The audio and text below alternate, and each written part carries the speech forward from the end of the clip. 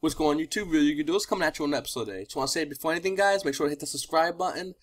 Check out all my videos. I do daily uploads. I did a live stream. Just recently did it. It'll be, it's probably uploaded on this channel already. But I just recently did a live stream talking about the market, all the different topics about YuGiOh and whatnot. All right, going into the market watch. Let's talk about Dual Saga display and how 97. You know what? Wait, let's try moving me here. There. Yeah, it sounds good. Okay, Dual Saga display and how it's $97.95 for a box, which is what, like 5 or 6 of them. I can't even tell. But traditionally, Dragon of the Ice Barrier was a $14, $13 card. Didn't want to move down, and due to the fact that it just got its reprint as a secret rare, and now it's moving down to $661.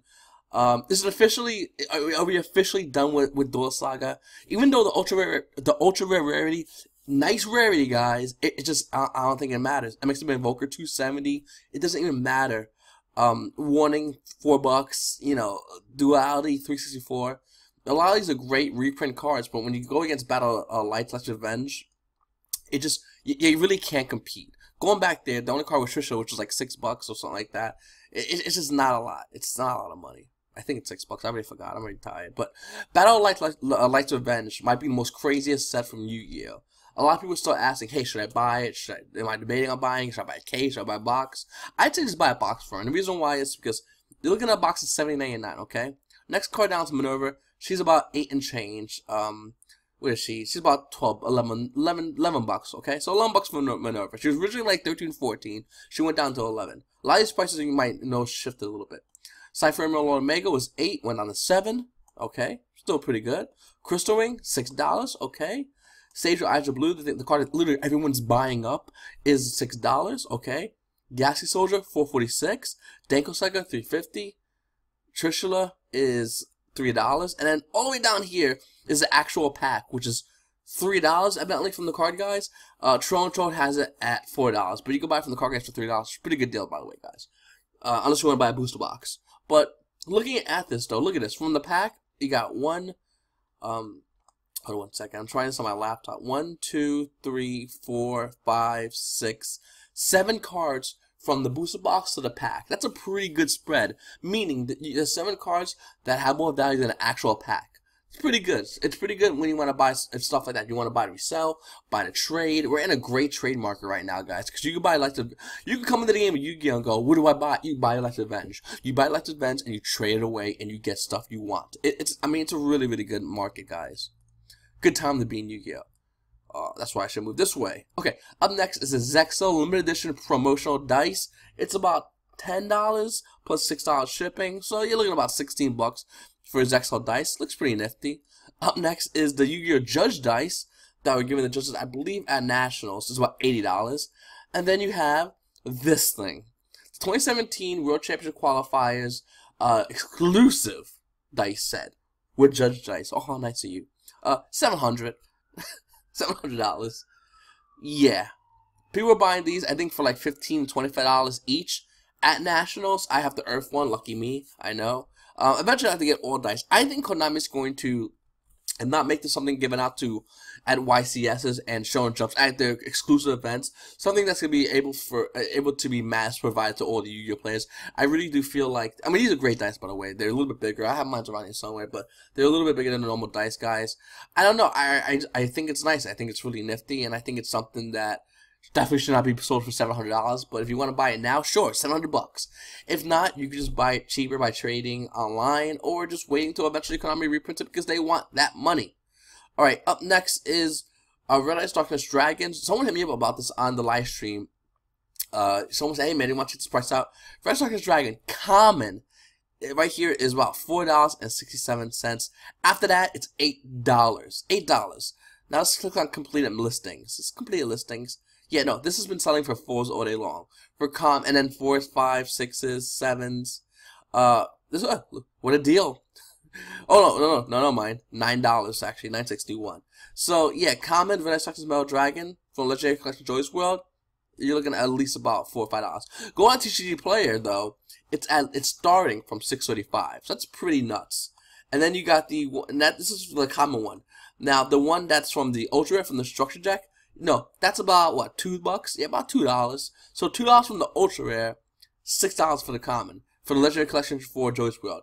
This is what I'm talking about when I mentioned earlier about how Legendary Collection is literally becoming an actual collector set. A set that collectors are looking to prefer more. And, you know, Red Eyes Darkness Dragon is one of the cards. It's a common at $6 in it. It's pretty nutty. Alright, Chaos Emperor Dragon Envoy to End. Someone hit me up and actually told me about this. There's only one page left. The other day, I was told that there were like 3 or 4 pages of this. There's only one page left, the Ulti Chaos Emperor Dragons. You got a moderated play for $37, $38, lightning pit's coming at about $42, moderated play again, it's about like $45, and then near mint is $60. There's been some kind of weird buyout on this card, and I think that's because speculation of a ban list that's going to be happening. So it's kind of weird, guys. Just want to give you a heads up on that. Thank you to the person who sent me that link, by the way. Also, before I talk about anything, I just want to say, someone got their stuff recently stolen at YuGiOh Nationals. I might do a video later on today about that. If it does come out probably around 8 o'clock, you know, later on tonight, that video, so definitely check out that. Check, you know, keep an eye out for that. And say subscribe, of course. Okay, up next, Summon Limit. I did a video about this, and the prices have went up. I mean, these are all the same. Of course, Card Monster Game's still holding at $21. But Summon Limit was 17 cents last I talked about it. Then it went to 88 cents. Going to other websites, it's gone as high as $2 per card for Summon Limit. I just want to talk real quick. The person that actually told me about this told me that he went to his locals and talked about this card to everybody at the locals. They laughed at him. And he goes, hey man, what do I do about that? People laughed at me when I mentioned this card. And I mentioned it and it went up in value. That could be a coincidence, or it could be because people naturally seeing the card and going, hey, I want this card.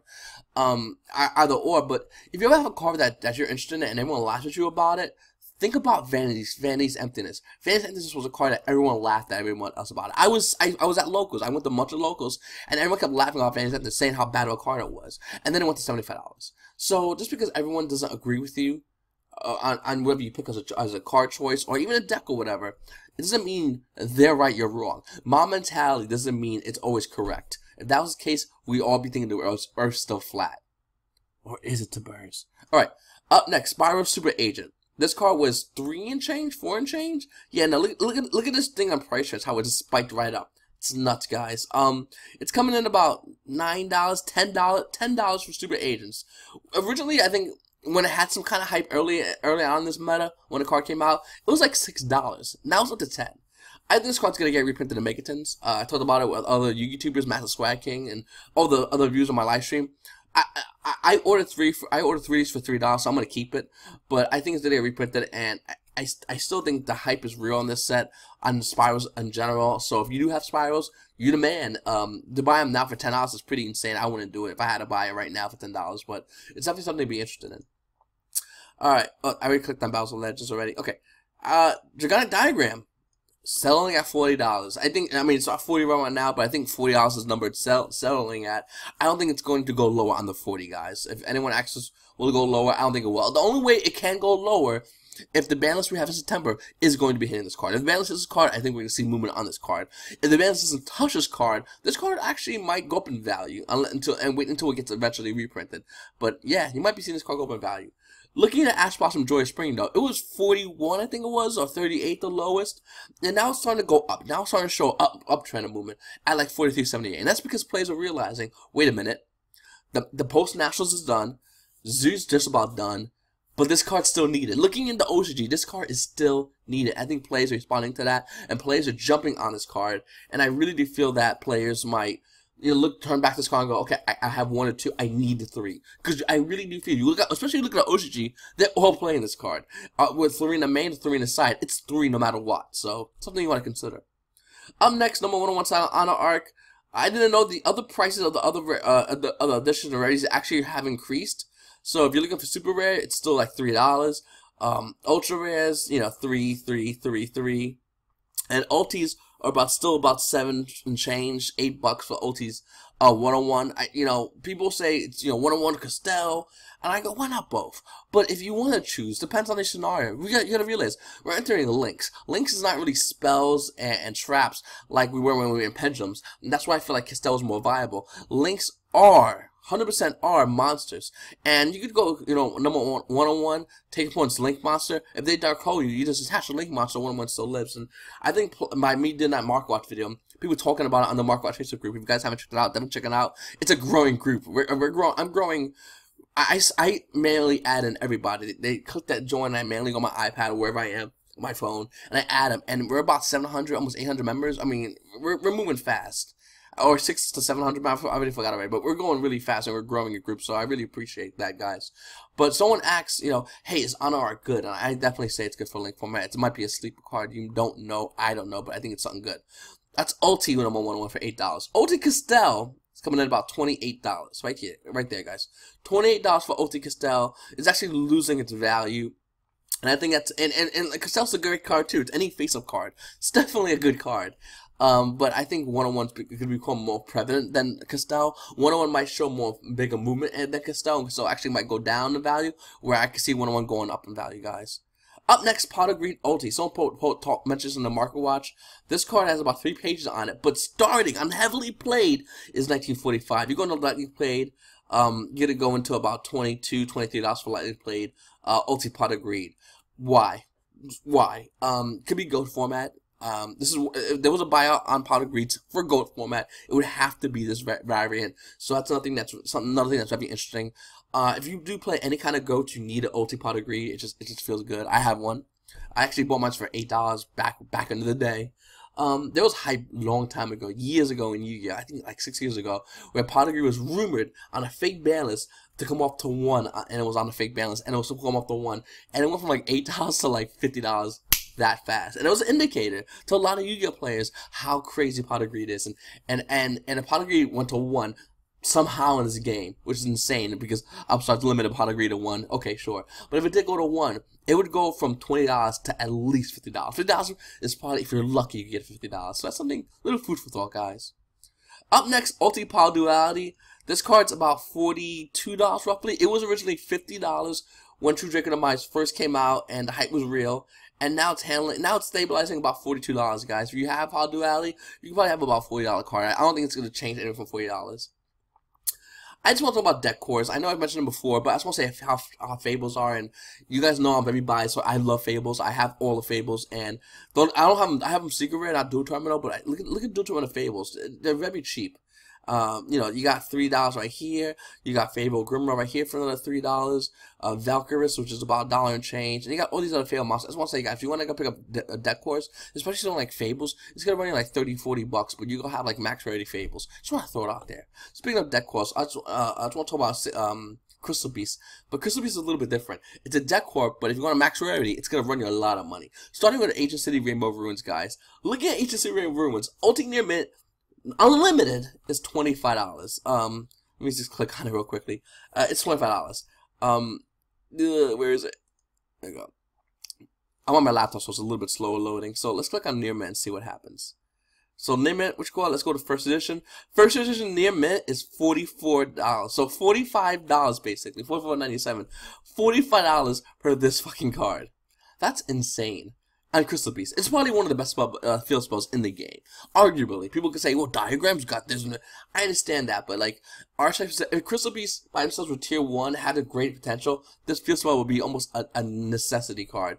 Going back on the other cards, you got Ulti Sapphire Beast, Crystal Pegasus. Is moderate played $15. Lightly played is a little bit of a deal. You got 11, and it only increases. All this only increases in value. You got DT Pegasus right here.